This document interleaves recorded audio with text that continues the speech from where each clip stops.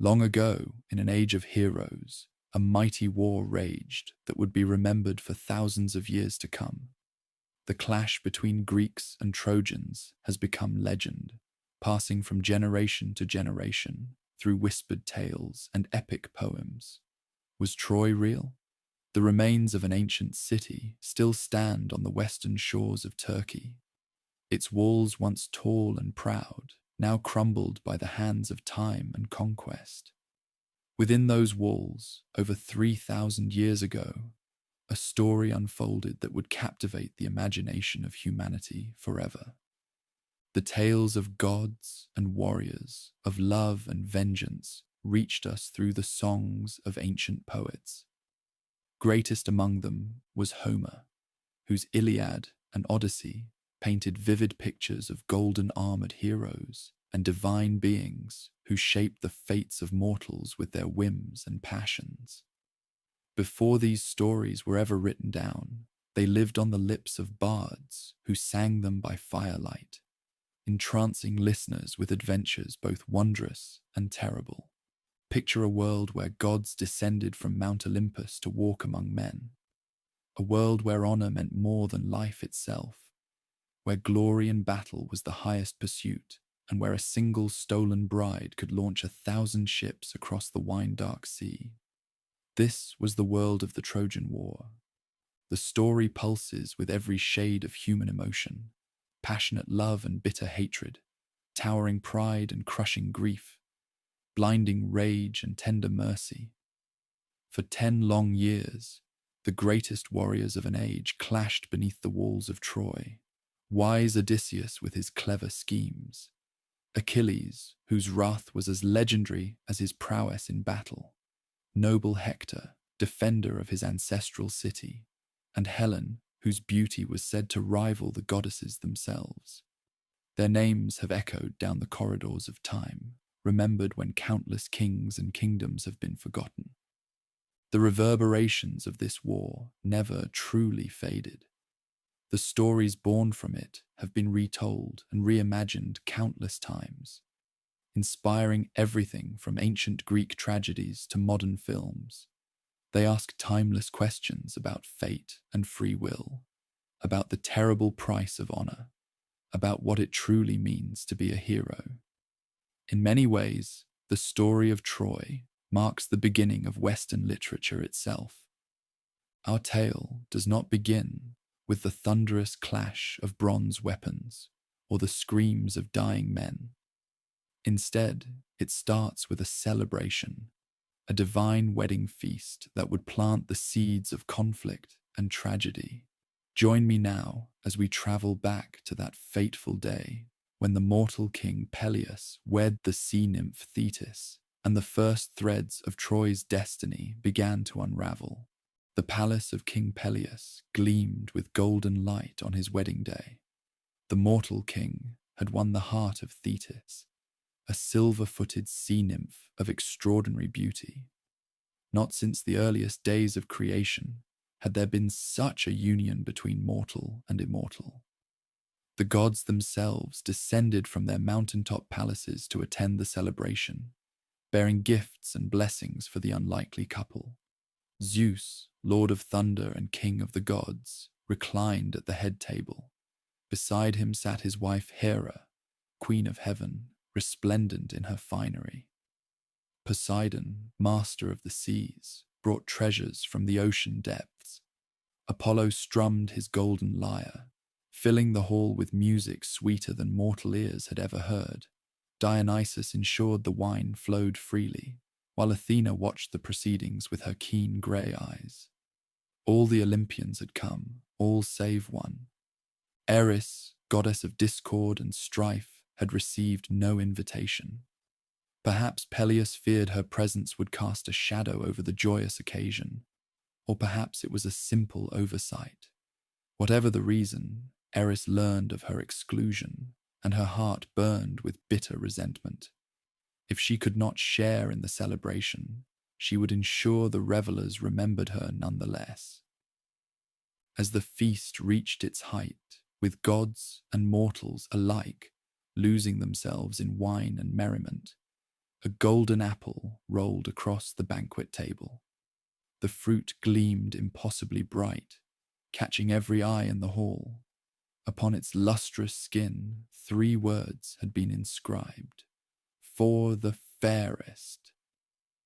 The celebration faltered as 3 goddesses rose from their seats, each convinced the apple was meant for her. Hera, the proud queen of the gods; Athena, the wise goddess of wisdom and strategic warfare; and Aphrodite, whose beauty was unmatched throughout creation. Each believed herself the rightful owner of the golden prize, and none would yield her claim. The dispute quickly grew heated. The 3 goddesses appealed to Zeus to judge between them, but the king of gods was too wise to make such a dangerous choice. Even Zeus, with all his power, dared not name one goddess fairer than the others, especially not when his own wife was among the contenders. Instead, he appointed a judge from among mortals, a young prince who watched his flocks on the slopes of Mount Ida, far from the splendor and intrigues of divine society. This shepherd prince was Paris, son of King Priam of Troy. Though raised among shepherds, Paris was actually born to royalty.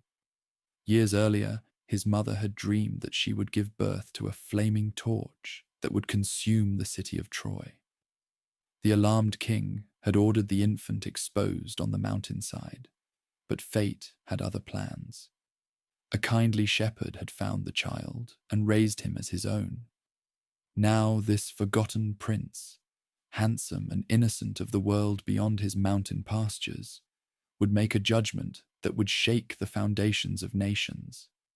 Hermes, the fleet-footed messenger of the gods, led the 3 rival goddesses to the mountainside where Paris tended his sheep. The young man was startled by their radiant beauty, but the gods had given him the sight to behold their true forms without being consumed by their glory. Each goddess, eager to win the golden apple, offered Paris a gift beyond mortal imagining if he would choose her. Hera spoke first, her voice regal and commanding. "Choose me as fairest," she said, "and I will make you a king among kings. You shall rule not just a city, but an empire that spans the known world. Power will be yours, and the respect of all men." Athena stepped forward next, her grey eyes gleaming with intelligence.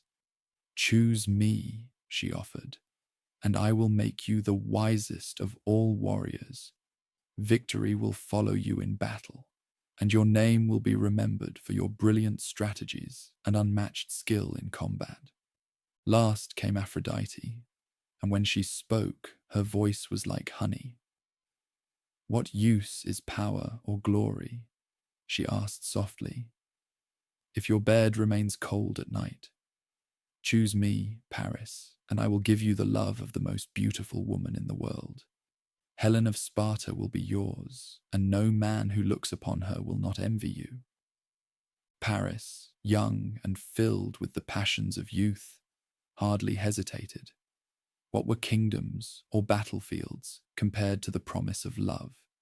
He handed the golden apple to Aphrodite, naming her the fairest of the 3. In that moment, on a quiet mountainside far from the kingdoms of men, the first stone in an avalanche of war was set loose. Hera and Athena departed in anger, their wounded pride festering into hatred for Paris, and by extension, his home city of Troy. Aphrodite, delighted with her victory, reminded Paris of her promise. Helen, the most beautiful woman in the world, would be his, despite the fact that she was already married to King Menelaus of Sparta. Not long after the judgment, Paris's true identity was discovered. He returned to Troy and was welcomed by his father, King Priam, who had long regretted abandoning his son. The Trojan court marveled at the handsome young prince who had appeared so suddenly among them. When Paris announced his intention to visit the kingdoms of Greece, supposedly on a diplomatic mission, his father gladly gave him ships and a suitable escort. But Paris had only one destination in mind: Sparta, where the legendary Helen lived as queen. While these events unfolded, the kingdoms of Greece had grown prosperous and powerful. The age of heroes was at its height, with many city-states ruled by men of legendary stature. Mycenae, the rich city of gold, was ruled by Agamemnon, a king whose ambition was matched only by his ruthlessness. His brother Menelaus ruled Sparta, having won the hand of Helen, daughter of Zeus himself if the rumors were to be believed. Helen's beauty had drawn suitors from every corner of Greece. Before her marriage to Menelaus, her father, Tyndareus, had been concerned that choosing one husband for her would earn him the enmity of all the rejected suitors. The clever Odysseus, king of Ithaca, had suggested a solution. All suitors should swear an oath to support Helen's chosen husband and to defend her marriage against any who would break it. The kings and princes of Greece had sworn this oath, binding themselves to Helen's defense, an oath that would soon be called upon. In Sparta, King Menelaus received the Trojan prince with all courtesy, unaware of the designs Paris harbored for his wife. For several days, the Trojan delegation enjoyed Spartan hospitality. Paris charmed the court with tales of his homeland and exchanged gifts with Menelaus, all while his eyes returned again and again to Helen. Whether Helen fell in love with Paris, or was merely enchanted by Aphrodite's divine magic, or was taken against her will, the ancient sources disagree. What is certain is that when Menelaus was called away to attend funeral rites for his grandfather in Crete, Paris seized his opportunity. As the Spartan king sailed away, Paris and Helen boarded a Trojan ship under cover of darkness, taking with them a considerable portion of Menelaus's treasure. By the time Menelaus returned home to find his wife and wealth gone, the Trojan ships were already crossing the wine-dark sea toward the distant shores of Asia Minor. The king's rage shook the very foundations of his palace. The abduction, or elopement, was not merely a personal betrayal, but an insult to Greek honor. Helen had been claimed by a foreign prince, her marriage vows broken, and the sacred bonds of hospitality violated. Menelaus wasted no time.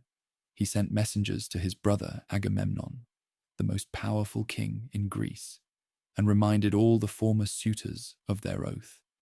The time had come to make good on their promise, to defend the marriage of Helen and punish those who had broken it. The kings of Greece would go to war, and Troy would be their target.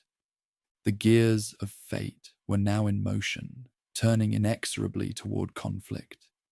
The casual spite of a goddess and the reckless desire of a prince had set the stage for a war that would consume a generation of heroes and reduce a mighty city to ashes and memory. The waves parted before the prow of Paris's ship as it cut through the Aegean waters toward Troy.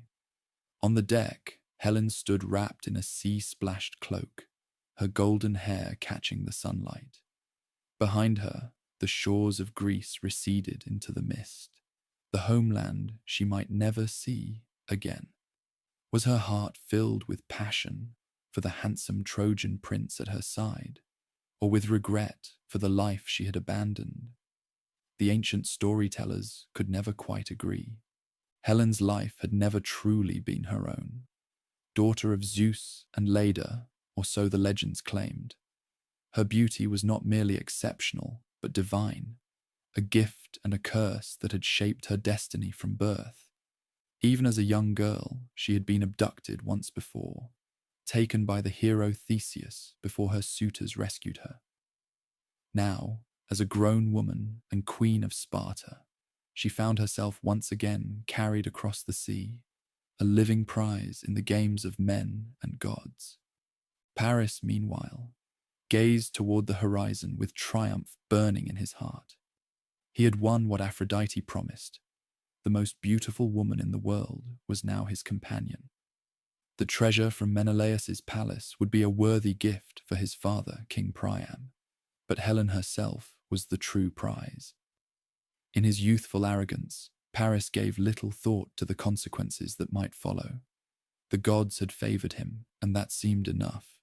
After days at sea, the coastline of Asia Minor appeared on the horizon. The great city of Troy stood proud on its hill, its mighty walls catching the golden light of sunset. As Paris's ship approached the harbour, word of the prince's return and of his extraordinary companion raced ahead to the royal palace. King Priam and Queen Hecuba received their son in the great hall of Troy. Surrounded by their many children and advisors, Paris proclaimed Helen as his bride and displayed the treasure he had brought from Sparta. While some in the court murmured with concern about taking another king's wife, many were simply dazzled by Helen's beauty. It was said that when she entered a room, all fell silent, as if a goddess had descended among them. Not everyone welcomed the new arrival. Cassandra, Paris's sister, who had been blessed or cursed by Apollo with the gift of prophecy, cried out in horror when she saw Helen. "Fire!" she screamed. "I see fire consuming Troy's walls. Take her back before it's too late." But Cassandra's fate was cruel. Though she spoke only truth, no one would ever believe her prophecies. The court dismissed her warnings as madness, as they always did. Hector, Paris's eldest brother and Troy's greatest warrior, was more measured in his concern.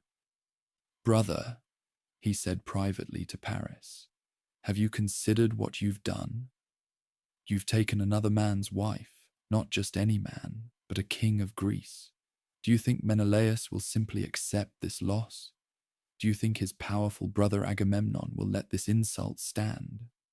Paris waved away these concerns.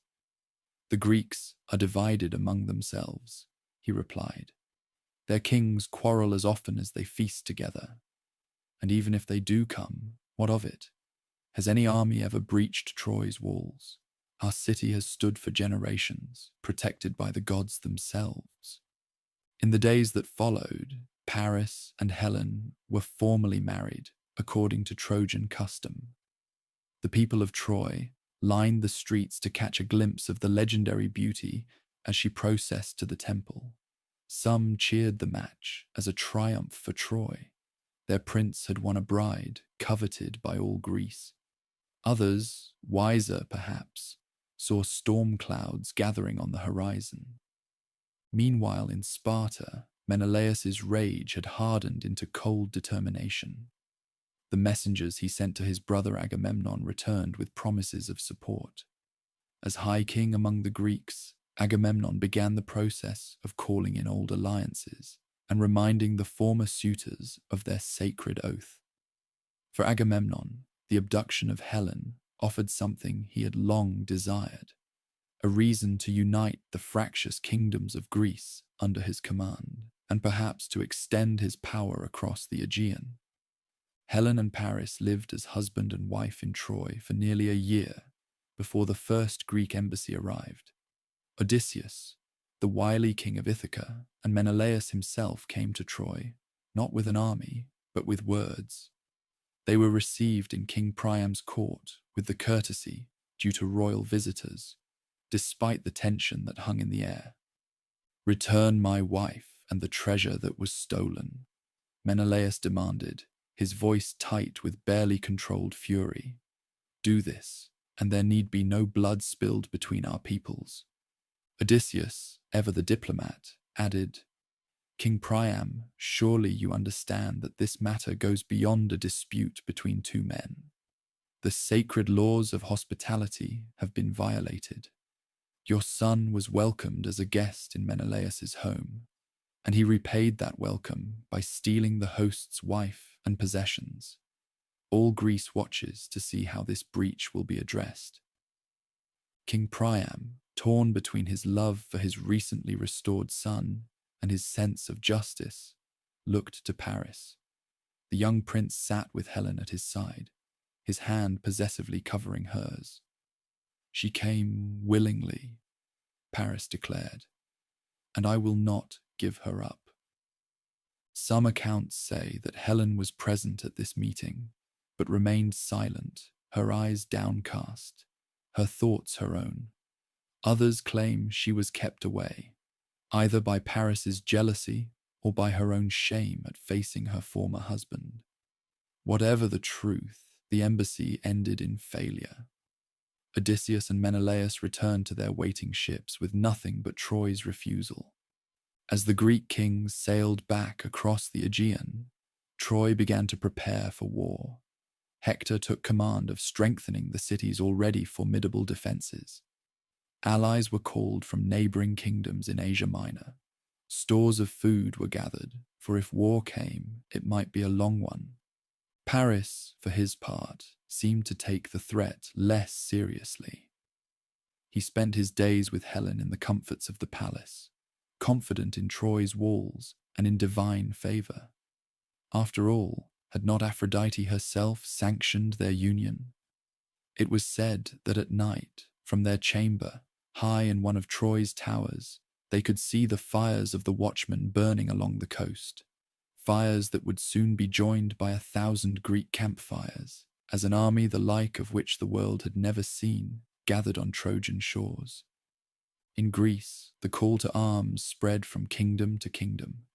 The oath that bound Helen's former suitors was invoked, and ships began to gather at Aulis, where the combined Greek force, the Achaeans, as Homer would call them, would launch their great fleet. Some kings came eagerly, seeing opportunity for glory and plunder. Others came reluctantly, bound by oath, but doubtful of the cause. And so the stage was set. Because of a goddess's spite, a prince's desire, and a woman's fateful journey across the sea, two worlds stood on the brink of a conflict that would consume them both. Troy, proud and ancient, secure behind its legendary walls, and the kingdoms of Greece, united for perhaps the first time in their history, preparing to cross the wine-dark sea with vengeance in their hearts. The harbour at Aulis, filled with ships from every corner of Greece. Their sails, furled tight against tall masts, created a forest of timber where once there had been only open water. On the shore, thousands of men made camp, kings and princes, nobles and common soldiers, all gathered under the banner of vengeance. The greatest military force the ancient world had ever seen was assembling, and at its head stood Agamemnon, king of rich Mycenae, brother to the wronged Menelaus. Agamemnon's tent dominated the shoreline, marked by his royal standard. Inside, the High King met with the other leaders of the expedition, tracing their plans on maps spread across tables of polished wood. His face was grim but satisfied. For years he had dreamed of extending his power across the Aegean, of bringing the wealthy trading cities of Asia Minor under Greek influence. Now Paris had handed him the perfect justification. This war would begin for Helen, but Agamemnon's ambitions stretched far beyond the recovery of his brother's wife. Not all of the Greek kings had come willingly to Aulis. Some had tried to evade the call, reluctant to leave their kingdoms for what might be years of fighting on distant shores. Odysseus, the clever ruler of rocky Ithaca, had feigned madness when Agamemnon's messengers arrived. He had yoked an ox and a horse together to plough his fields and sown them with salt instead of seed. But Palamedes, one of Agamemnon's craftier allies, had placed Odysseus's infant son Telemachus in the path of the plough. Odysseus had swerved to avoid his child, proving his sanity and revealing his deception. Bound by his oath, he had no choice but to join the expedition, though his heart remained in Ithaca with his wife Penelope and their son. The greatest challenge was finding Achilles, the young warrior whom prophecy named as essential to Greek victory. Son of King Peleus and the sea nymph Thetis. Yes, the very couple whose wedding had set these events in motion. Achilles was said to be nearly invincible, the greatest fighter of his generation. But his mother, knowing that war meant death for her beloved son, had hidden him on the island of Skyros, disguised as a girl among the daughters of King Lycomedes. Odysseus, now committed to the cause, devised a plan to reveal Achilles. Disguised as a traveling merchant, he brought gifts for the king's daughters, fine fabrics, jewels, and other feminine treasures. But among these gifts, he included a magnificent sword and shield. While the girls admired the pretty trinkets, one reached instinctively for the weapons, revealing a warrior's instinct that no disguise could hide. Achilles' identity uncovered, he too joined the gathering forces at Aulis, bringing with him his loyal friend Patroclus and a contingent of elite warriors, the Myrmidons. With each passing day, more ships arrived at Aulis. From Athens came 50 vessels under the command of King Menestheus. Diomedes led 80 ships from Argos. Ajax the Greater, a warrior second only to Achilles in might, brought 12 ships from Salamis. His namesake, Ajax the Lesser, arrived with 40 ships from Locris. Nestor, the oldest of the kings, whose wisdom was respected by all, sailed from sandy Pylos with 90 ships. In all, nearly 1,200 ships gathered in the bay, carrying some 100,000 men. Among this vast host, certain figures stood out. There was Philoctetes, who possessed the mighty bow of Heracles. Idomeneus led the Cretan forces, his helmet adorned with boar's tusks in the ancient style. The healer Machaon and his brother Podalirius, sons of Asclepius, would tend to the wounded. And watching it all with keen eyes was Calchas, the seer whose prophecies would guide the expedition. Yet despite this unprecedented gathering of power, the fleet remained in harbour, unable to sail. For weeks, the winds refused to blow. The waters of the bay lay flat as polished bronze, and the great ships sat motionless at anchor. As days stretched into weeks, discontent spread through the encampment. Some whispered that the gods themselves opposed the expedition. Others suggested returning home before winter made sailing even more dangerous. Desperate for a solution, Agamemnon turned to Calchas, the expedition's prophet. The seer's face was grave as he delivered his message. Artemis, goddess of the hunt, holds back the winds. She demands a sacrifice for an offense against her sacred deer, killed in her grove by the king's own hand. The goddess will accept nothing less than the life of Iphigenia, Agamemnon's eldest daughter. The High King's face turned ashen at these words. Iphigenia, his beautiful child, sacrificed like a common animal upon an altar. He raged against the prophecy, called Calchas a false prophet, threatened to abandon the entire expedition. But as the days passed with no change in the winds, and as the other kings began to speak of returning to their homes, Agamemnon's resolve weakened. Finally, he sent word to his wife Clytemnestra in Mycenae, telling her to bring Iphigenia to Aulis, not for sacrifice, but under the pretense that she was to be married to Achilles. It was a cruel deception, one that would later bear terrible fruit, but Agamemnon convinced himself it was necessary for the greater purpose of uniting Greece. Mother and daughter arrived at Aulis, adorned for a wedding. Iphigenia, eager to see her father and excited by the prospect of marriage to the legendary Achilles, rushed from the chariot into Agamemnon's arms. The king embraced his daughter with tears in his eyes, knowing what awaited her. The accounts of what happened next differ.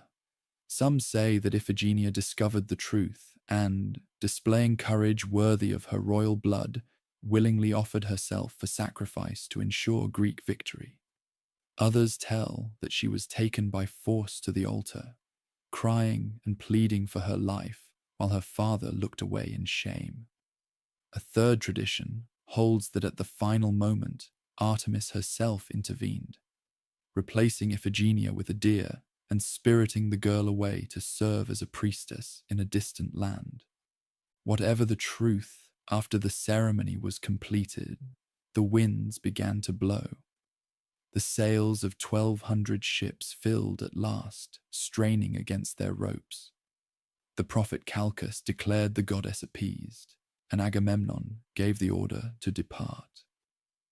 As the sun rose the following morning, the greatest armada the world had ever seen moved out of the bay at Aulis. Ship after ship passed between the headlands, their painted prows cutting through the waves, their decks crowded with armed men gazing toward the horizon. They left behind them a grieving mother, Clytemnestra, whose heart now burned with hatred for her husband, a hatred that would one day claim Agamemnon's life. But that reckoning lay far in the future.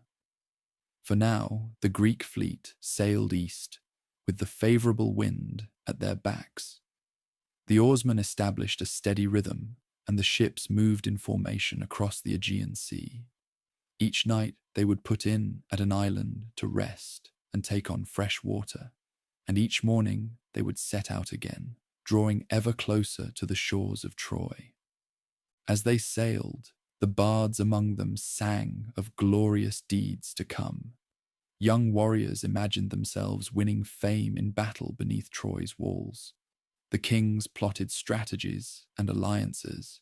None could know that this journey, which they expected to end in swift victory, was the beginning of a 10-year ordeal that would claim the lives of countless heroes and become the defining epic of their age. On the walls of Troy, watchmen kept their vigil day and night, scanning the eastern horizon for the first glimpse of enemy sails. Inside the city, Hector drilled the Trojan forces and their allies, preparing for the storm that was about to break upon them. Paris spent his time with Helen in the luxury of the palace, perhaps beginning to understand the gravity of what he had set in motion. And Helen herself, what thoughts passed through her mind as she awaited the arrival of her former countryman and her abandoned husband. The ancient poems are silent on this, leaving us to wonder whether she felt triumph, regret, or some complex emotion beyond simple description. The winds that had been held back for so long now blew steadily, carrying the Greek fleet ever closer to its destination.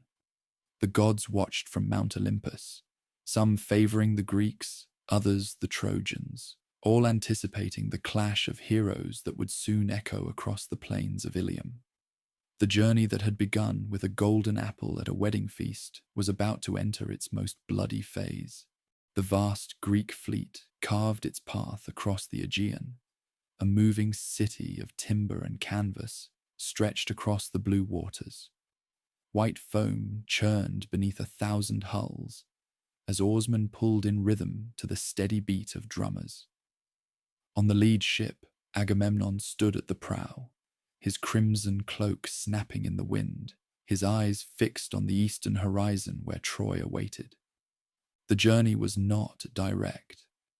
The Greeks, many of whom had never sailed beyond sight of their homeland's shores, followed a winding route from island to island. Each night they beached their vessels on sheltered shores, made camp, hunted for fresh meat, and refilled their water skins. The kings gathered around fires to discuss strategy, while the common soldiers told tales of home, or speculated about the glories and riches that awaited them in Asia. Not all the islands welcomed them as liberators or allies. Some, fearing Trojan reprisals should the expedition fail, refused to provide supplies. Others, with ties of trade or kinship to Troy, actively resisted. The first blood of the war was shed not beneath Troy's walls, but on these scattered islands, as the Greeks took by force what was not freely given. Achilles distinguished himself in these early conflicts.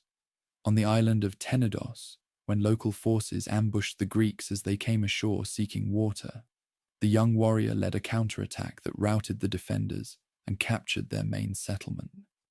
It was here that he won, as his prize, the maiden Briseis, a fateful acquisition that would later trigger his withdrawal from the war. the fleet paused at the sacred island of Lemnos, where Philoctetes, bearer of the mighty bow of Heracles, suffered a terrible misfortune. A venomous serpent, guardian of a shrine, bit his foot. The wound festered, producing a stench so foul that the other Greeks could not bear his presence. Following Odysseus's counsel, Agamemnon ordered Philoctetes abandoned on Lemnos, leaving the suffering archer to fend for himself on the desolate island. This cruel decision, expedient though it seemed, would later force the Greeks to humbly seek the man they had discarded. As the fleet neared Trojan waters, Menelaus grew increasingly restless.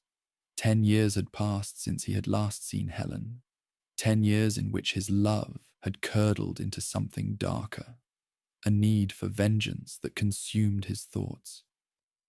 "Will she remember me?"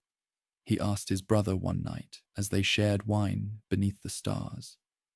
"Will she still be beautiful? Or has time dimmed what the poets called her god-touched radiance?"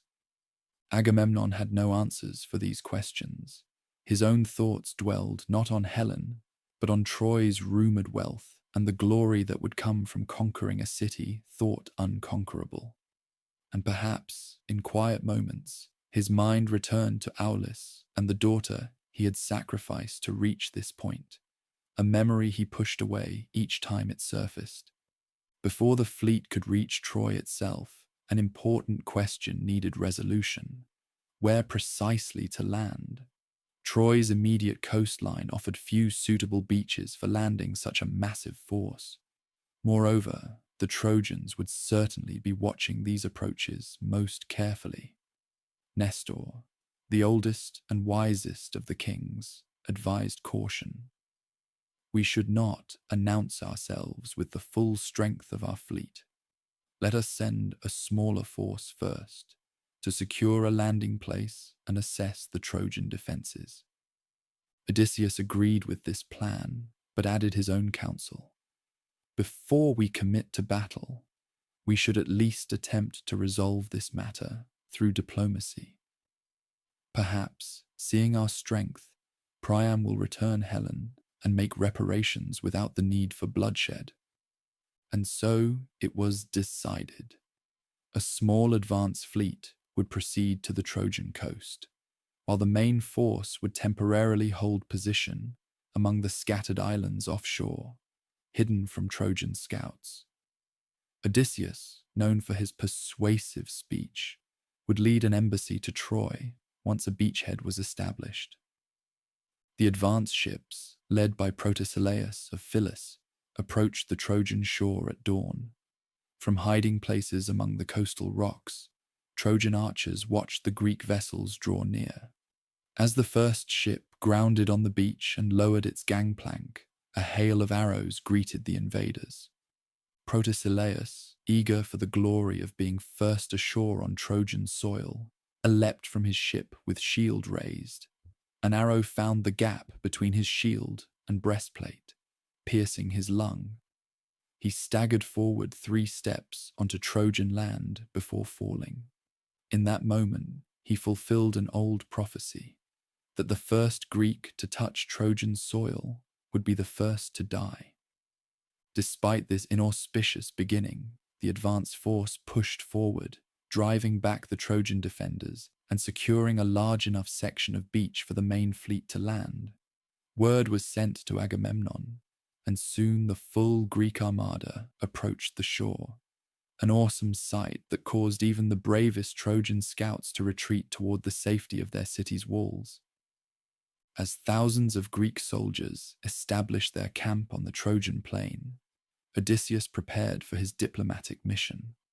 With Menelaus at his side and a small honor guard, he approached Troy's mighty gates, carrying olive branches as symbols of peaceful intent.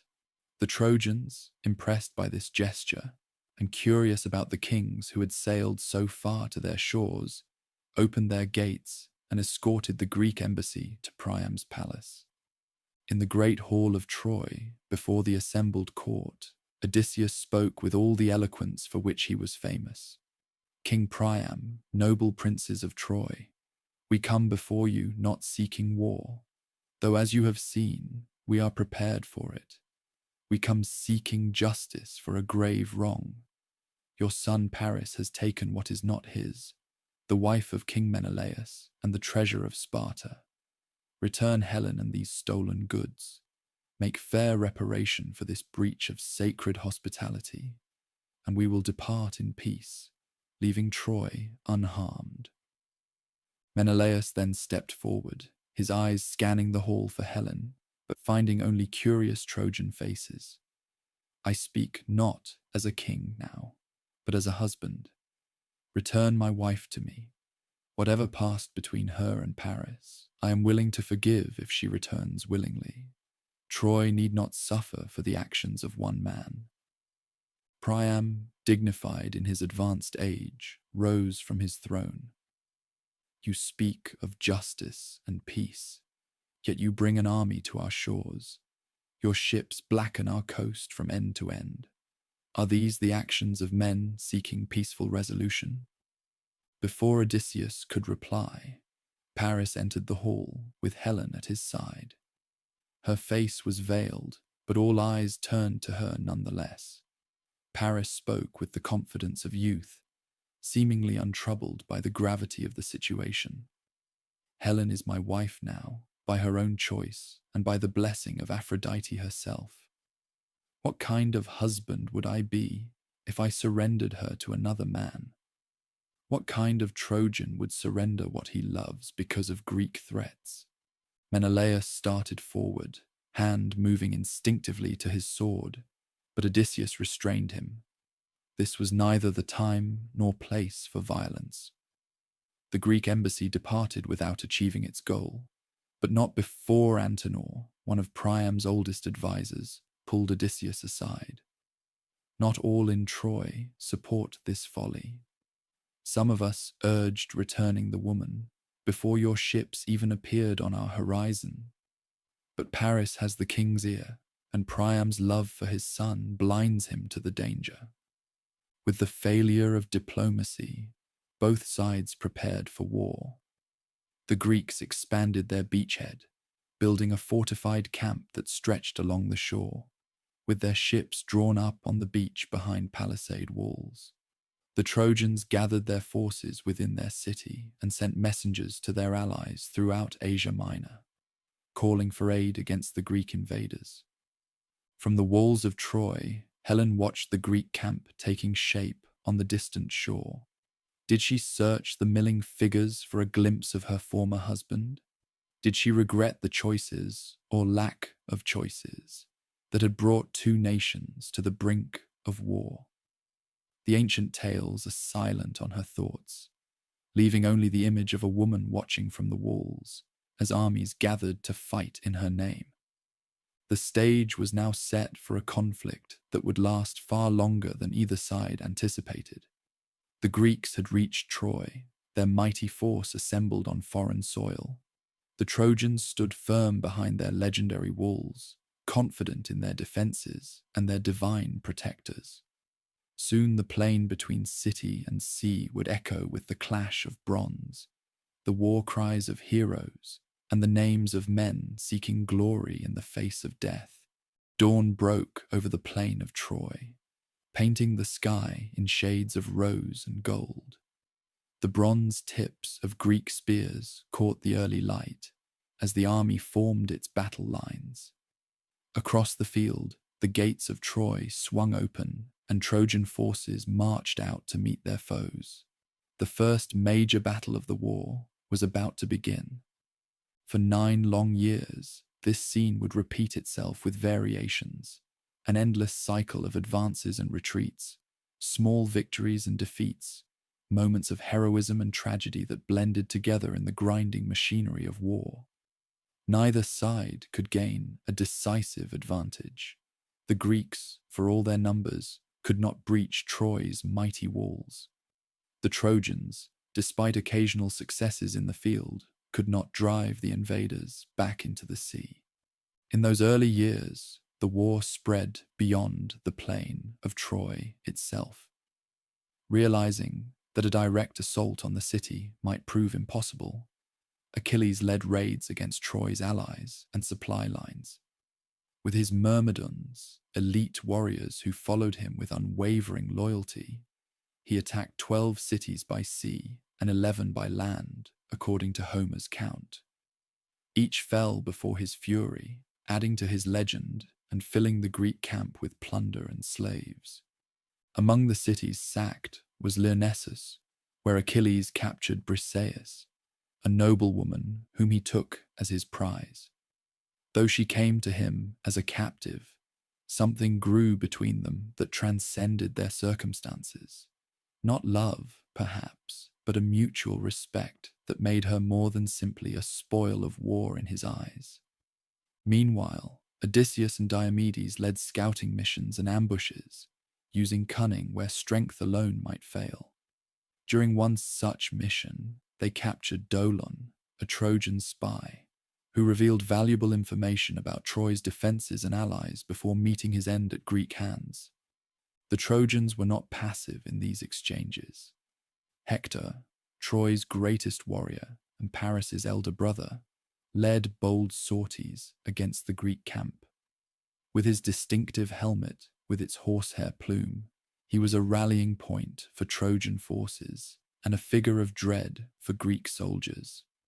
Unlike Paris, whose interests lay more in the pleasures of the palace than the hardships of battle, Hector embodied the ideal of Trojan nobility, a devoted husband to Andromache, a loving father to his son Astyanax, and a tireless defender of his city. The gods themselves took sides in this mortal conflict. Apollo, the archer god, favored Troy, as did Aphrodite, who had started the war through her promise to Paris, and Ares, who delighted in the bloodshed. The Greeks found supporters in Hera and Athena, still bitter over Paris's judgment, and in Poseidon, who held an ancient grudge against Troy for a slight by a previous king. Zeus, father of gods and men, attempted to remain neutral, though his sympathies often seemed to lean toward the Trojans. Divine intervention manifested in various ways. Sometimes a god would deflect an arrow meant for a favored hero or strengthen a warrior's arm at a crucial moment. At other times, the immortals took a more active role, appearing on the battlefield in disguise to turn the tide of battle. When Aphrodite saw Paris losing a duel to Menelaus, she wrapped her protégé in a mist and spirited him away to safety, an inglorious rescue that did little for the prince's reputation among his own people. Life in the Greek camp settled into routines over the years.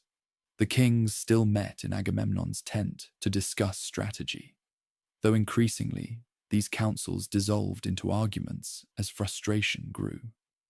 The common soldiers built more permanent structures for themselves, accepting that this would be no quick campaign.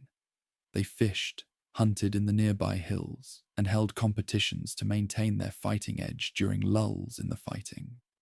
Inside Troy, conditions gradually deteriorated as the siege continued. While the city's massive grain stores prevented starvation, fresh meat and produce became increasing luxuries. The constant state of alert wore on civilians and soldiers alike. Children who had been infants when the war began were now old enough to train with wooden swords, preparing to take their places on the walls if the conflict continued much longer. Helen's position in Troy grew more complex as the years passed. Some Trojans blamed her for their suffering, whispering curses as she passed. Others, including the elderly King Priam, treated her with kindness, seeing her as a victim of fate and divine manipulation rather than the cause of their troubles. She spent hours on the walls, watching the distant battles, sometimes called upon to identify Greek heroes for the Trojan observers who had never seen these men in peacetime. In the 8th year of the war, a potential turning point arrived with the appearance of Rhesus, king of Thrace, who came to Troy's aid with fresh troops and magnificent white horses. A prophecy stated that if these horses drank from the river Xanthus and grazed on Trojan grass, the city would never fall. Learning of this through spies, Odysseus and Diomedes undertook a night mission into the Trojan camp. Under cover of darkness, they slaughtered the sleeping Rhesus and many of his men, then stole the prophetic horses before they could fulfill the conditions that would have made Troy impregnable. This pattern of raid and counter-raid, of battle followed by uneasy truce, might have continued indefinitely, had not a fateful quarrel erupted in the Greek camp, a dispute between kings that would change the course of the war and lead to the deaths of its greatest heroes. During a successful raid on a town allied with Troy, the Greeks captured two noble women. Chryseis, daughter of Chryses, a priest of Apollo, and Briseis, who was given to Achilles after the sack of Lyrnessus. Agamemnon claimed Chryseis as his prize, but soon after, a plague struck the Greek camp. Calchas the seer revealed the cause. Apollo was punishing them for Agamemnon's enslavement of the priest's daughter. Reluctantly, Agamemnon agreed to return Chryseis to her father, ending the plague. But the High King's pride demanded compensation. "If I must lose my prize," he declared before the assembled Greek leaders, "then I shall take one of yours in her place." His eyes fell on Achilles, whose fame and independence had long rankled him. "I will take Briseis, your captive, to replace the woman I have lost." Achilles' hand flew to his sword.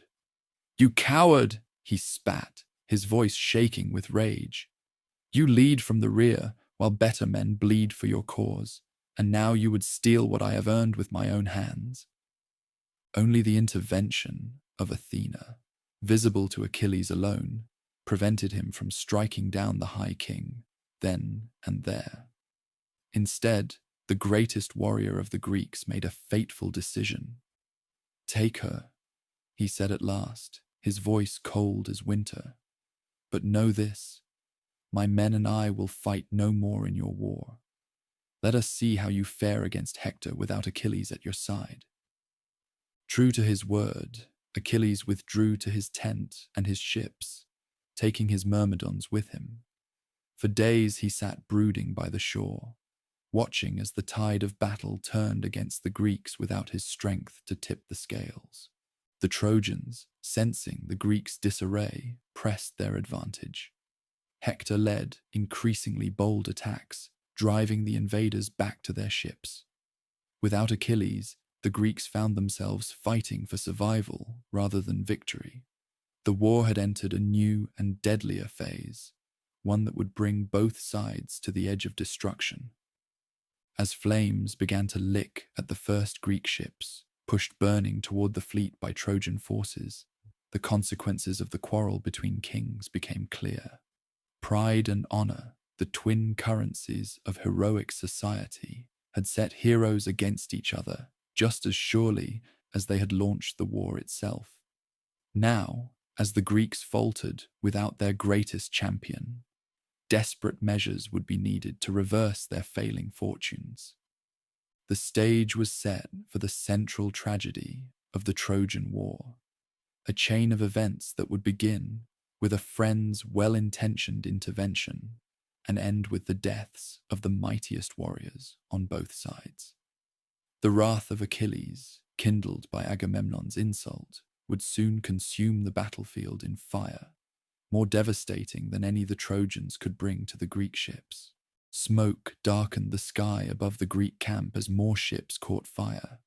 Trojan warriors swarmed forward, emboldened by Hector's leadership and the conspicuous absence of Achilles from the battlefield. The Greeks fought with desperate courage, but they were being pushed inexorably back toward the sea that had carried them to these hostile shores. In his black-hulled ship at the edge of the camp, Achilles watched the battle unfold with stony indifference. His armor hung untouched on its stand. His legendary spear, which few other men could even lift, leaned unused against the wall. The great hero's wrath burned cold within him. a rage directed not at the Trojans, but at Agamemnon, who had publicly dishonored him by taking Briseis. "The Greeks are being slaughtered," said Patroclus, Achilles' closest companion since childhood. "Our friends are dying while you sit brooding over an insult." Achilles' eyes remained fixed on the distant battle. "An insult? Is that what you call it when a man takes what is yours by right of conquest? When he undermines you before all the army? No, my friend. This is not about a woman. This is about honor, without which a man is nothing." As the situation grew dire, Agamemnon finally acknowledged his error. He sent an embassy to Achilles' tent, Odysseus, Ajax, and the old mentor Phoenix, bearing gifts and promises of reconciliation. Agamemnon offered to return Briseis untouched, along with 7 tripods, 10 talents of gold, 20 bronze cauldrons, 12 horses, 7 women skilled in crafts, and 20 Trojan captives of Achilles' choosing, should Troy fall. He even offered one of his own daughters in marriage, and 7 prosperous towns as a dowry. Odysseus presented these offers with all his famous eloquence, appealing to Achilles' sense of compassion for his suffering comrades. Ajax, more blunt, reminded him of the bonds of friendship that united the Greek leaders. Old Phoenix, who had helped raise Achilles, told him a parable about the dangers of unyielding anger. But Achilles remained unmoved. "I will not fight for Agamemnon," he declared. "The man has no honor, and I want nothing from him. Not his gold, not his women, not his friendship. Let him reap what he has sown." The embassy returned empty-handed, leaving the Greek leaders to prepare for what seemed inevitable defeat. Yet Achilles was not entirely without compassion. As Hector's forces pressed closer to the heart of the Greek camp, he allowed his beloved friend Patroclus to borrow his distinctive armor and lead the Myrmidons into battle. "Wear my armor," Achilles told him. "The Trojans will think I have returned to the fight and may lose heart. But listen carefully. Push them back from our ships, but go no further. Do not pursue them to the walls of Troy. The gods favor Hector within sight of his city." Patroclus agreed, though his heart was already racing with the prospect of glory. He donned the magnificent armor of Achilles, the gleaming breastplate, the greaves with their silver ankle clasps, the ornate shield, and most distinctive of all, the helmet with its horsehair crest that could be seen across the battlefield. The effect of his appearance was exactly as Achilles had predicted. Seeing what they thought was the dreaded Achilles returning to battle, many Trojan warriors broke ranks and fled. Patroclus led the Myrmidons in a ferocious counterattack, pushing the Trojans back from the burning ships. But in the heat of combat, flushed with success and the unfamiliar sensation of being feared as Achilles was feared, Patroclus forgot his promise. Instead of withdrawing once the immediate danger to the ships had passed, he pressed forward, pursuing the retreating Trojans across the plain toward their city. 3 times Patroclus charged the walls of Troy, and 3 times Apollo himself pushed him back. "Return, Patroclus," the god warned. "This is not your destiny." But caught up in battle frenzy, Patroclus ignored the divine warning. As he fought near the walls, the god struck Patroclus from behind, stunning him and knocking his helmet from his head. In that vulnerable moment, a Trojan warrior named Euphorbus speared him in the back. Wounded and disoriented, Patroclus stumbled backward, directly into the path of Hector.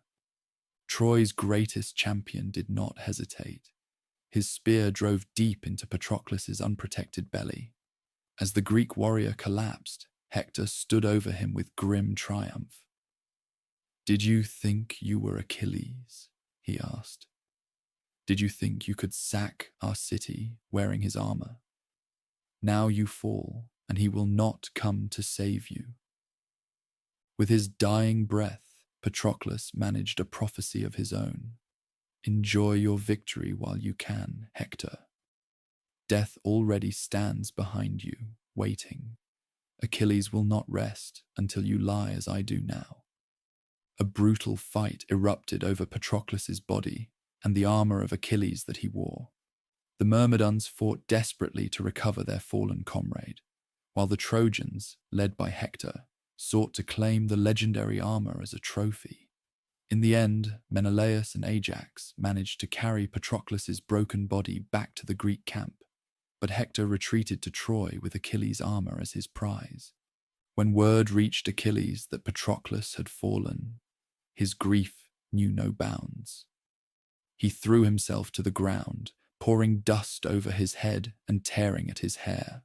His anguished cries carried across the camp, chilling the blood of all who heard them. His mother, the sea nymph Thetis, rose from the waves in response to her son's pain. She found him beyond consolation, consumed now by a new kind of wrath. Not the cold anger he had nursed against Agamemnon, but a white-hot fury directed at Hector and all of Troy. "I will return to battle," Achilles vowed. "I will not eat or drink until Patroclus is avenged and Hector lies dead by my hand." "My son," Thetis said, her voice breaking with foreknowledge of what was to come. "If you kill Hector, your own death will follow swiftly. This is the fate the fates have spun for you." "Then let it come," Achilles replied without hesitation. "What worth has life when I have failed to protect the one I loved most?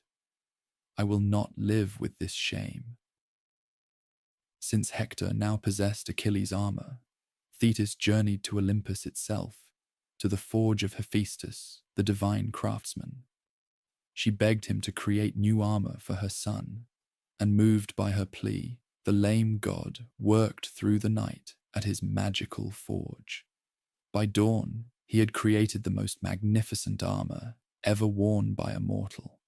A shield depicting the entire cosmos, a breastplate that shone like the sun, greaves of indestructible bronze, and a helmet crowned with a plume of pure gold. When Thetis delivered this divine panoply to her son, Achilles wasted no time. He called for an assembly of the entire Greek army. Before the gathered host, he formally renounced his quarrel with Agamemnon. "The anger that divided us has cost too much," he declared. "While we squabbled like children, good men died. I return to battle now, not for you, Agamemnon, but for Patroclus, who deserved better than to die wearing my armor while I sulked in my tent." Agamemnon, equally eager to put their feud behind them in the face of a common enemy, accepted Achilles' return without demanding apology. He immediately ordered Briseis returned, along with all the gifts he had promised, but Achilles waved this aside. "Keep your treasures. They mean nothing to me now. All that matters is getting to Hector before the sun sets." As Achilles prepared for battle, strapping on his new divine armor, his immortal horses, Xanthus and Balius, offspring of the west wind, spoke to him with human voice, a rare and ominous sign. "We will carry you swiftly today, mighty Achilles," said Xanthus. "But the hour of your death approaches. It is not through any failure of ours that Patroclus fell, but by the will of the gods and the strength of men. I know I am doomed to die here, far from my homeland," Achilles replied grimly, "but I will not depart for the house of Hades before sending many Trojans ahead to announce my coming." When Achilles finally charged onto the battlefield in his gleaming new armor, the effect was terror-inducing. Trojans who had been confidently pursuing the Greeks now turned and ran in panic. Many were cut down as they fled. Others, in their desperation to escape, plunged into the river Scamander, where Achilles followed, slaughtering them in such numbers that the river god himself rose up in protest, nearly drowning the hero in his swirling waters. Only the intervention of Hephaestus, who sent fire to dry up the river's fury, saved Achilles from this divine wrath. Freed from the river's clutches, he continued his rampage across the plain, driving the surviving Trojans back to their city like frightened cattle. At the gates of Troy, only one man remained outside, as the massive doors swung shut behind the retreating army. Hector, Troy's champion, waited alone to face the approaching storm. His father, King Priam, and his mother, Hecuba, pleaded with him from the walls to come inside, to fight another day. But Hector stood his ground. "I cannot hide behind walls while others die for me," he said. "I led our forces in their confidence. I cannot abandon them in their fear." As Achilles drew nearer, however, even Hector's courage faltered. The man approaching him seemed more than human, his divine armor blazing in the sun, his face a mask of unstoppable fury. At the last moment, Hector's nerve broke, and he ran, not in the shame of cowardice, but in the instinctive recognition that he faced something beyond mortal opposition. 3 times they circled the walls of Troy, Achilles in pursuit, Hector in flight. The gods watched from above, Apollo, who had protected Hector many times before, and Athena, who ensured Achilles would not fail in his pursuit. It was Athena who finally ended the chase by appearing to Hector in the guise of his brother, suggesting they make a stand together. When Hector turned to find his brother was not there, Achilles was upon him. The duel between the 2 greatest warriors of their age was brief but terrible. Hector fought with the desperate courage of a man defending everything he loved, but Achilles fought with the transcendent fury of a man who had nothing left to lose. The outcome was never truly in doubt. Achilles' spear found the gap at Hector's throat, one of the few vulnerable spots in the armor that had once belonged to Achilles himself. As Hector lay dying, he made a final request. "I beg you, by your own life and by your parents, do not leave my body to be devoured by dogs and birds. Accept the ransom my father will offer, and let him give me proper burial rites." But Achilles, still consumed by grief and rage, was beyond such human considerations. "Beg me not by my parents," he snarled. "I wish my fury would drive me to cut your flesh and eat it raw for what you've done. No ransom will convince me to return your body. The dogs and birds will have you, as you would have done with Patroclus had you taken him." With his last breath, Hector prophesied, "Remember, on the day Paris and Apollo bring you down before the Scaean gates, remember my words." After Hector's death, Achilles' treatment of his enemy's body shocked even his fellow Greeks. He pierced the fallen hero's heels, threaded them with leather thongs, and dragged the corpse behind his chariot, circling the city walls in a grim parody of their earlier chase. For 11 days he continued this desecration, driving around the tomb of Patroclus each morning with Hector's body in tow. The gods themselves were outraged by this violation of sacred custom. Zeus sent Thetis to her son with a message. "You have angered the immortals with your excessive vengeance. The time has come to accept ransom and return Hector's body to his people." On the 12th night, guided by Hermes, King Priam of Troy made his way secretly into the Greek camp and to Achilles' tent. The old king knelt before the man who had killed so many of his sons, most notably his beloved Hector, and kissed the hands that had brought him such grief. "Remember your own father, Achilles," Priam said, his voice steady despite his sorrow. "He is old, as I am old, and he waits for a son who may never return. At least he can hope while I kneel before the killer of my children." Have pity, if not for me, then for the memory of your own father." These words penetrated Achilles' armor of grief and rage. For the first time since Patroclus' death, he wept, not just for his friend, but for all that had been lost, for his own approaching death, for the futility of the endless cycle of violence and vengeance. Together, the old king and the young warrior grieved for their respective losses, finding a moment of shared humanity amid the waste of war. When dawn came, Achilles had Hector's body washed, anointed with oils, and wrapped in fine cloth. He granted the Trojans 12 days of peace to conduct funeral rites for their champion, a brief respite in a war that had already consumed nearly a decade and the lives of countless heroes. As Hector's funeral pyre burned within the walls of Troy, Achilles stood on the shore, looking out at the dark sea. His wrath had been quenched in blood and tears, but the price had been immeasurable, and the prophecy remained unfulfilled. His own death approached, as certain as the dawn that would follow this temporary peace. The 12 days of peace granted for Hector's funeral rites passed like a brief dream in the long nightmare of war. When the truce ended, the conflict resumed with renewed intensity.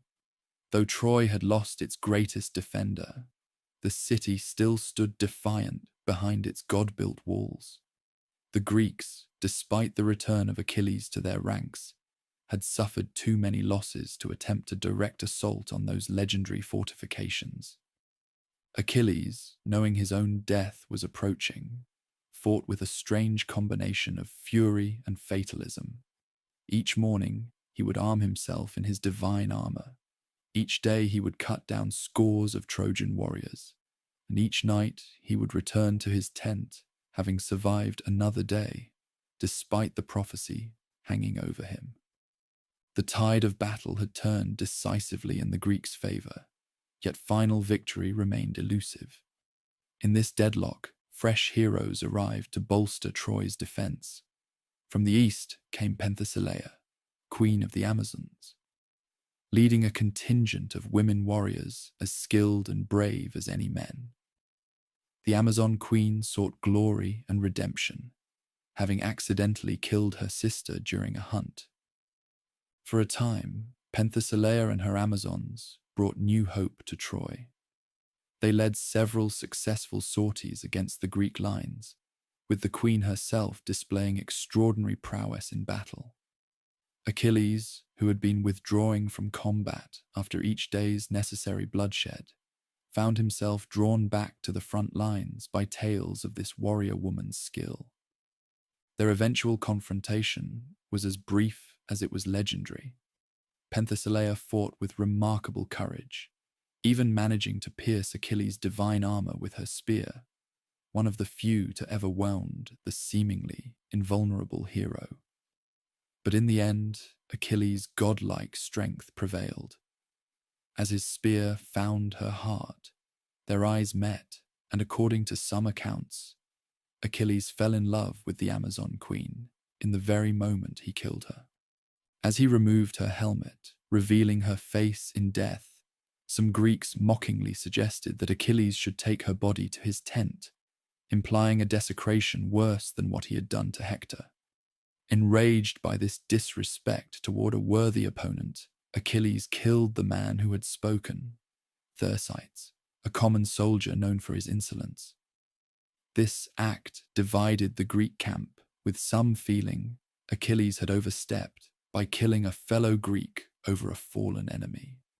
After the Amazons came another unexpected ally for Troy, Memnon, king of Ethiopia, son of the dawn goddess Eos. His arrival with a substantial force once again shifted the momentum of battle. Memnon's prowess was second only to Achilles, and he cut down many Greek heroes, including Nestor's son, Antilochus, who sacrificed himself to save his elderly father from Memnon's spear. Grief-stricken over the death of Antilochus, who had been dear to him since the loss of Patroclus, Achilles sought out Memnon for a duel that the gods themselves watched with special interest. On Olympus, Zeus weighed the fates of the two heroes on golden scales, and Memnon's scale sank, foretelling his doom. The duel between Achilles and Memnon was long and evenly matched. Both were sons of immortal mothers. Both wore divine armor. Both fought with superhuman skill. Spears were cast and dodged.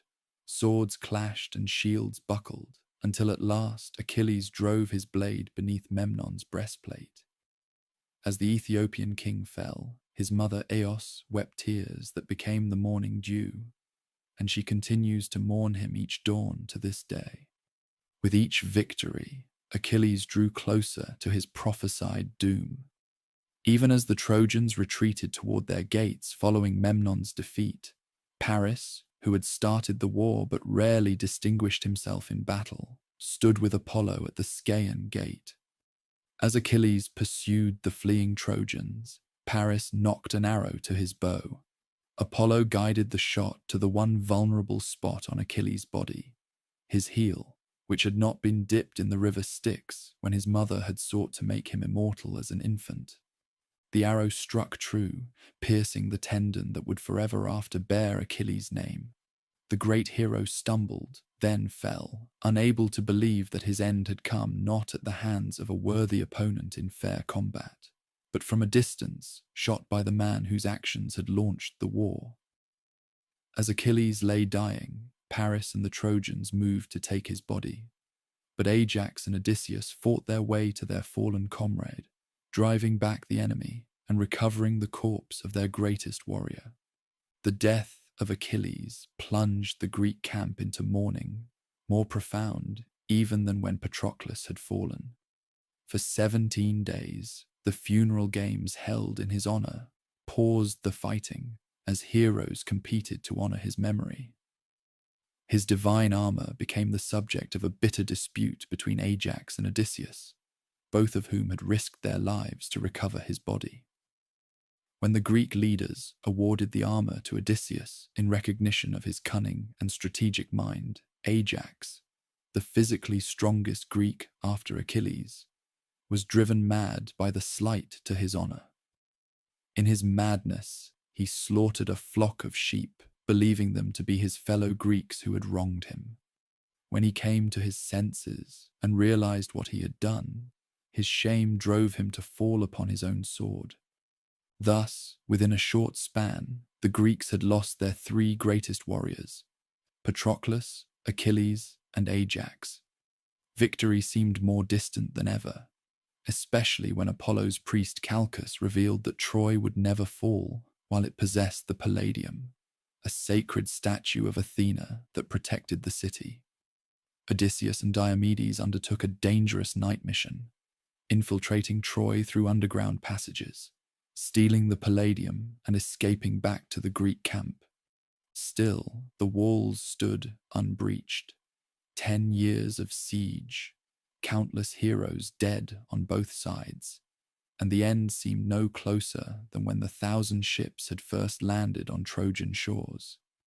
It was then that Odysseus, whose strategic mind had been sharpened by a decade of inconclusive warfare, conceived a plan so audacious that it would either bring about Troy's downfall or result in the final destruction of the Greek forces. "We cannot defeat Troy through strength of arms," he told the assembled Greek leaders in Agamemnon's tent. "Their walls are impregnable, built by the gods themselves. But what if we could convince the Trojans to bring us inside those walls of their own accord?" The plan that Odysseus outlined that night, the stratagem of the wooden horse, would become the most famous military deception in history, a testament to the adage that when strength fails, cunning may yet prevail. Meanwhile, within Troy's walls, the mood was cautiously optimistic. The death of Achilles had raised hopes that the siege might soon be lifted. Paris, elevated in status by his fortunate shot, strutted through the palace as if the war were already won. But his triumph was short-lived. In a skirmish outside the walls, Paris himself was wounded by a poisoned arrow shot by Philoctetes, who had finally been brought from Lemnos to the Greek camp after a prophecy revealed that Troy could not fall without Heracles' bow, which Philoctetes possessed. The wound festered, and Paris, in desperation, sought out his first wife, the mountain nymph Oenone, whom he had abandoned for Helen years before. Only she had the power to heal such wounds, but bitter over his betrayal, she refused to help. By the time she relented and rushed to Troy, Paris was already dead. In her grief, Oenone threw herself upon his funeral pyre. Helen, who had been Paris's prize and the cause of so much suffering, was passed to his brother Deiphobus, though some in Troy suggested returning her to the Greeks to end the conflict. But after 10 years of war and incalculable losses on both sides, neither the Greeks nor the Trojans were willing to end matters so simply. Too much blood had been spilled, too many heroes had fallen, too many oaths of vengeance had been sworn. The stage was set for the final act of the tragedy, a desperate gamble by the Greeks, a fatal mistake by the Trojans, and the fiery end of a city that had stood for centuries. The wooden horse stood on the plains before Troy, massive and imposing in the golden light of sunset. Its polished flanks gleamed, and its carved head seemed to gaze toward the city with hollow eyes. The Trojan scouts who first spotted it approached cautiously, puzzled by this strange object left behind on the otherwise abandoned beach. The Greek camps that had dotted the shoreline for a decade were gone. Tents struck, cooking fires extinguished, waste pits filled in. More shocking still, the vast fleet that had brought the invaders to Trojan shores had vanished. Only blackened patches on the sand remained where the 1,000 ships had been dragged up for so many years. Word spread quickly through Troy. Citizens rushed to the walls, hardly daring to believe that their long nightmare might be over. The Greeks had finally abandoned their futile siege. After 10 grinding years, the war might truly be at an end. But what was this massive wooden structure they had left behind? A scouting party ventured out from the city gates, the first time in years that Trojans had been able to walk the plain without fear of Greek arrows or spears. They found the beach deserted except for a single Greek soldier bound to a post. The man was bruised and bloodied, apparently left behind in the Greeks' hasty departure. This man was Sinon, chosen by Odysseus for his quick wit and convincing manner. When the Trojans cut him free, he fell to his knees in apparent gratitude. "Thank the gods you found me," he gasped. "They would have sacrificed me for favorable winds had I not escaped my bonds." The Trojans, suspicious but curious, questioned him about the wooden horse. Sinon's tale was a masterpiece of deception, crafted to play on Trojan pride and religious fears. "The horse is an offering to Athena," he explained, "built at Chalcus, the prophet's instruction. The Greeks made it so large that you could not bring it through your gates, ensuring it would remain outside your walls. For there is a prophecy: if the Trojans take possession of this offering to Athena, they will one day invade Greece and destroy our cities as you almost destroyed Troy. But if you damage the horse, Athena's wrath will fall upon Troy." The Trojans debated what to do with this strange gift as they escorted Sinon back to the city. Some, like Thymoetes, urged bringing the horse inside as a trophy of their victory. Others, more suspicious, suggested burning it or at least examining it more carefully. Laocoon, a priest of Apollo, voiced the strongest objections. Rushing down from the citadel, he cried, "Have you lost your minds? Do you really believe the Greeks have given up and sailed away? This is surely a trick. Either there are armed men inside this thing, or it's a machine to overtop our walls, or some other deception. Whatever it is, do not trust it." To emphasize his point, Laocoon hurled his spear at the horse's flank. The hollow thud that echoed back should have confirmed his suspicions, but at that very moment, the gods intervened to seal Troy's fate. As Laocoon returned to the shore to sacrifice a bull to Poseidon, two enormous serpents emerged from the sea. With horrifying speed, they wrapped themselves around the priest and his two young sons who had joined him for the ritual. Before the eyes of the terrified Trojans, the serpents crushed the three to death, their screams cutting off as their ribs cracked in the powerful coils. Having completed their grim work, the serpents slithered away to the temple of Apollo on the citadel. The stunned Trojans interpreted this as divine punishment for Laocoon's assault on the horse. They murmured, "The priest was struck down for his impiety. The horse must truly be sacred to Athena." Then came a second sign. Helen's sister-in-law, Cassandra, blessed with prophetic sight by Apollo but cursed never to be believed, ran through the streets screaming that the horse would bring destruction if brought within the walls. "Fire," she cried. "I see fire and blood. Do not bring death into our city." But as always, her true prophecies were dismissed as madness. With these apparent divine judgments influencing their decision, the Trojans made their fateful choice. The massive horse would be brought into the city as a trophy, an offering to Athena. But the city gates were too small to admit the structure. In their eagerness, the Trojans did what 10 years of Greek siege had failed to accomplish. They breached their own walls, tearing down a section to create an opening large enough for the horse. Young men attached ropes to the wooden colossus and began the laborious process of dragging it from the beach into the city.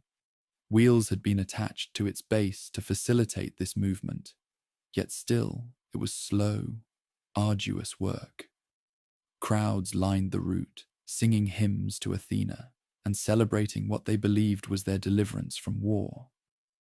As the horse passed through the broken wall into Troy proper, maidens scattered flowers before it, and priests offered prayers to Athena, seeking her blessing now that her gift had been properly honored.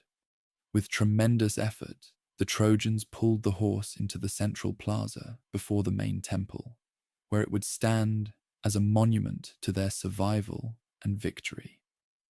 That night, Troy erupted in the first true celebration it had known in a decade. Wine flowed freely, music filled the streets, and even the guards drank their fill. The exhausted population, released at last from the constant threat of Greek attack, abandoned themselves to revelry. As the night deepened, the sounds of celebration gradually faded, replaced by the heavy breathing of drunk, exhausted sleepers. Inside the wooden horse, the chosen Greek warriors had endured a day of cramped discomfort, barely daring to breathe as the Trojans examined their hiding place. Besides Odysseus, the hollow belly concealed Menelaus, Diomedes, Neoptolemus, son of Achilles, Ajax the Lesser, and other notable fighters, the best of those who had survived the decade-long conflict. When the city finally fell silent, Sinon crept to the horse and gave the signal. From inside, Odysseus cautiously opened the hidden trapdoor in the horse's belly, and one by one, the warriors descended on ropes to the street below. They moved with practiced silence, years of warfare having taught them the art of stealth. Their first targets were the guards at the main gates, who were quickly dispatched. As those gates swung open, Sinon lit a massive signal fire on the walls, a beacon visible far out to sea, where the Greek fleet had been hiding behind a nearby island. With surprising speed, the ships that had seemed to abandon the siege returned, laden with soldiers eager for the final assault. Throughout the sleeping city, the Greeks who had hidden in the horse began their deadly work. Some, led by Neoptolemus, moved toward the royal palace. Others targeted the barracks where what remained of Troy's fighting force lay in drunken slumber. Odysseus and Menelaus made for the house of Deiphobus, where they expected to find Helen. By the time the first Trojan citizens awoke to the sounds of combat, Greek soldiers were already pouring through the open gates and spreading throughout the city. What followed was not a battle, but a massacre. The Trojans, caught completely by surprise and still half drunk from their celebration, had no chance to organize an effective defense. The Greeks, hardened by 10 years of war and remembering their many fallen comrades, showed little mercy. Houses were set ablaze, initially to provide light for their attack, but soon as a deliberate tactic to drive out hiding Trojans and create chaos. The flames spread quickly from building to building, aided by a strong wind that seemed to be sent by the gods themselves, perhaps Hera and Athena, completing their vengeance against the city they had hated since Paris's judgment. King Priam, awakened by the sounds of slaughter, donned his armor for the first time in years. Though far too old to fight effectively, he was determined to die as a king.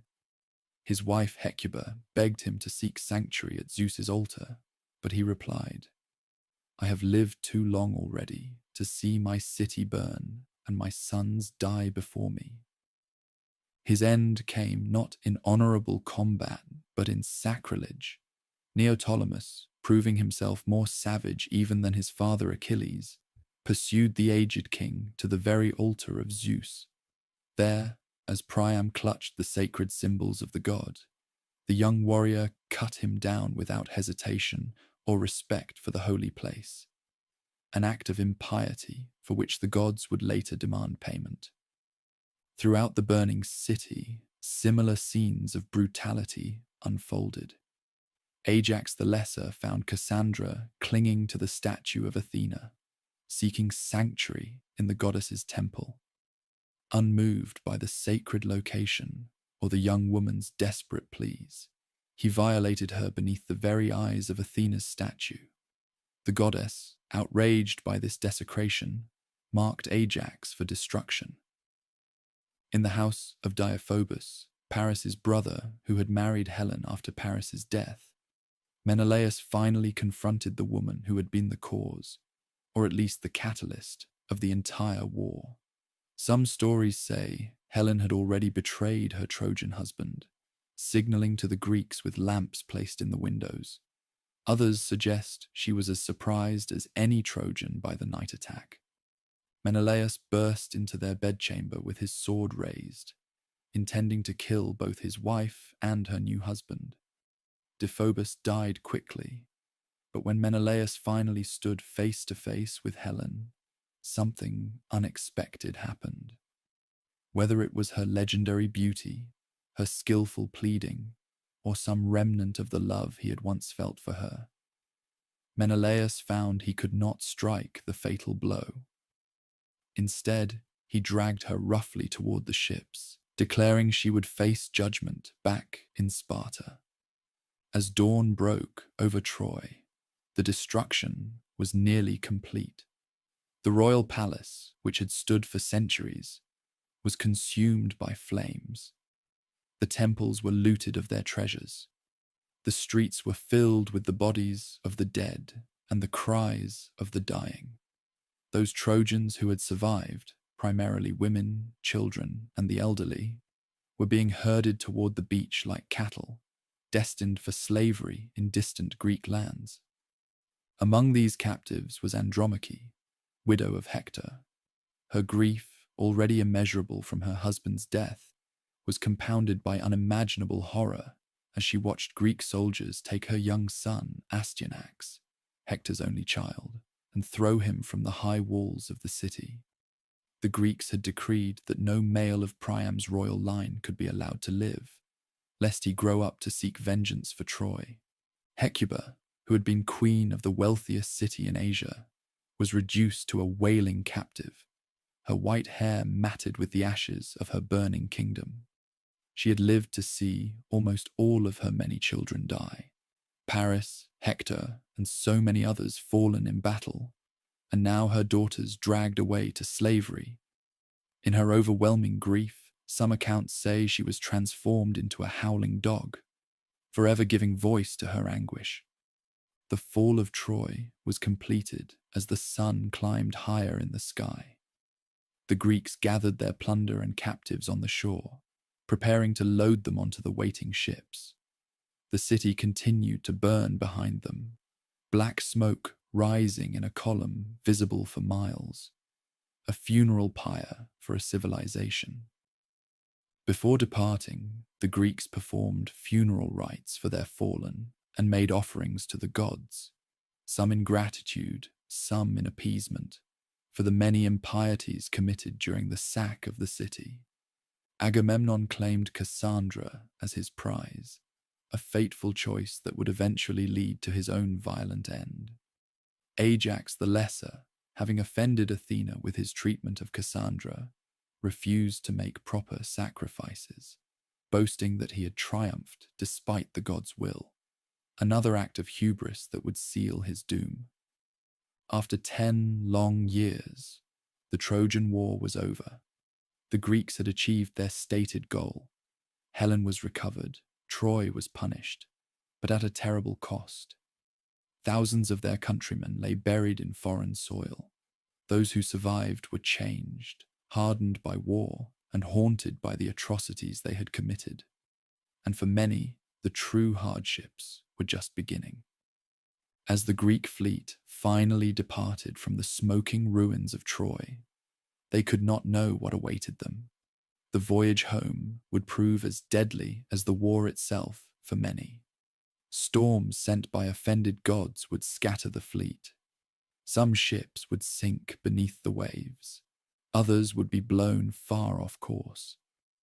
Of the heroes who had set out for Troy a decade earlier, some would wander for years before seeing their homelands again. Others would return only to find treachery awaiting them. Very few would enjoy peaceful ends to their days. The destruction of Troy marked the end of an age, the twilight of heroes, the closing chapter of a more mythic time when gods walked among men and mighty warriors performed deeds worthy of song. The bards would keep these tales alive for centuries, ensuring that names like Hector and Achilles, Odysseus and Agamemnon would never be forgotten. And what of Troy itself? The city that had stood proud for centuries was reduced to smouldering ruins, its wealth plundered, its people enslaved or slaughtered. Yet even in destruction, it achieved a kind of immortality. Though its walls were leveled and its towers toppled, Troy would live forever in the words of poets, a cautionary tale of pride and folly, of divine caprice and human suffering, of how a single act, Paris's seizure of Helen, could unleash consequences beyond imagining. In time, the ruins were buried under layers of earth. New settlements were built atop the old. The physical Troy disappeared, leading some to question whether it had ever truly existed. Was it merely a poet's invention, a metaphor, a legend? For nearly 3,000 years, the location of Troy remained a mystery. Then, in the late 19th century, an amateur archaeologist named Heinrich Schliemann, guided by clues in Homer's text, began excavations at a site in northwestern Turkey called Hisarlik. There he uncovered the remains of not one city, but 9, built one atop another through the centuries. One of these layers, now referred to as Troy 7, showed signs of violent destruction, dating to approximately 1250 BCE, roughly the time when the Trojan War is thought to have occurred. Whether this proves the historical reality of Achilles and Hector, of Helen and Paris, remains debatable. Perhaps the truth lies somewhere between myth and history, a real conflict expanded and embellished through centuries of oral tradition before Homer captured it in verse.